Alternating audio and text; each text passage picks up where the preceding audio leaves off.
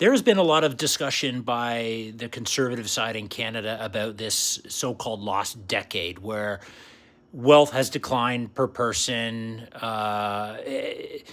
Productivity has been the worst it's been since the Great Depression. And there is validity in this. And I think it deserves to be acknowledged and recognized as somebody who skews primarily liberal.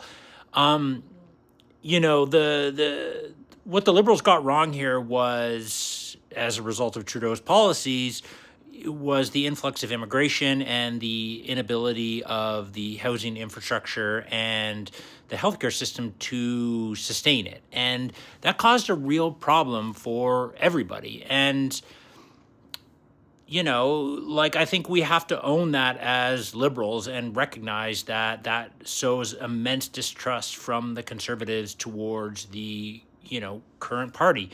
But the conservative argument is it's not really complete when it comes to the last decade because housing is mostly provincial jurisdiction, and Ford's Ontario and Smith's Alberta also failed at this. So you can't, I don't know what the excuse is there exactly. And during the last decade, obviously we were hit with COVID, as was every other country on earth, and global inflation is and was universal. So the conservatives don't like to acknowledge that in this argument against liberal policy.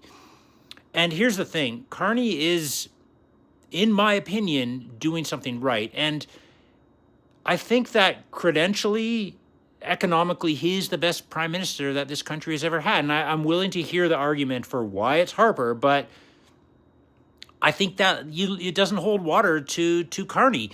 500 billion private investment. We've got the sovereign wealth fund, reducing independence on the U.S., which is necessary because of a conservative Donald Trump. You can't argue that conservative policies are attacking our country right now.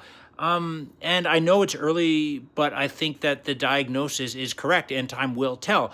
But the real reason conservatives keep losing is it's not because that their economic policies aren't actually strong, because they do, and fiscal discipline is real, and the regulatory burden is real, and I hear that argument, and I think a lot of Canadians do as well. But the thing is that we can't separate it from the conservative social agenda. That is the biggest problem that conservatives have, in my opinion. And it's self-destruction, because conservative members, they're pushing these anti-trans policies at their own conventions, like Saskatchewan forcing teachers to out trans kids to potentially unsafe parents, and Alberta targeting trans youth in sports, and a specific part of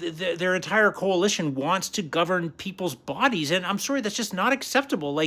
Canadians are looking at the United States and saying that we clearly don't want that here. And that is something that you cannot continue to push. It doesn't friggin' work. And it's not that conservatives are losing because every economic plan that they have is wrong.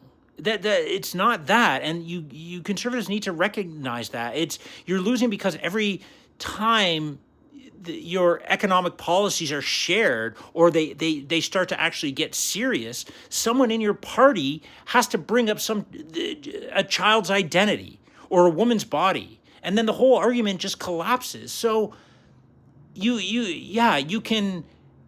have valid points about the lost decade. There's no question about that. But take a really good look at your other policies and see how that's bringing your entire party down.